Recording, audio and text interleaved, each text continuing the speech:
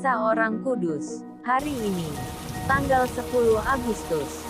Santo Laurentius, martir. Laurentius termasuk salah satu dari ketujuh diakon agung yang bekerja membantu Sri Paus di Roma. Oleh Paus Sixtus kedua tahun 257 sampai 258, Laurentius ditugaskan mengurus harta kekayaan gereja dan membagi-bagikan derma kepada para fakir miskin di seluruh kota Roma. Ia juga melayani Sri Paus dalam setiap upacara keagamaan. Ketika Sri Paus Sixtus kedua ditangkap oleh serdadu-serdadu Romawi, Laurentius bertekad menemani dia sampai kematiannya. Kepada Paus, ia berkata, "Aku akan menyertaimu kemana saja engkau pergi." Tidaklah pantas seorang imam agung Kristus pergi tanpa didampingi diakonnya. Sixtus terharu mendengar kata-kata Laurentius itu. Lalu ia berkata, "Janganlah sedih dan menangis, anakku. Aku tidak sendirian. Kristus menyertai aku, dan engkau. 3 hari lagi, engkau akan mengikuti aku ke dalam kemuliaan surgawi." Ramalan Sixtus itu ternyata benar-benar terjadi. Prefek kota Roma, yang tahu bahwa gereja mempunyai sejumlah besar kekayaan, mendapat laporan bahwa Laurentiuslah yang mengurus semua kekayaan itu.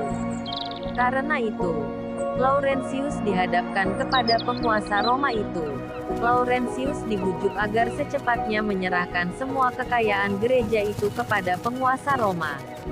Dengan tenang Laurentius menjawab, "Baiklah, Tuan. Dalam waktu 3 hari akan kuserahkan semua kekayaan ini kepadamu." Laurentius dibiarkan kembali ke kediamannya.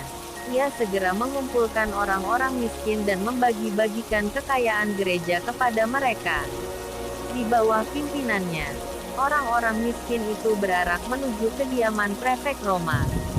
Kepada penguasa Roma itu, Laurentius berkata, "Tuanku, inilah harta kekayaan gereja yang saya jaga.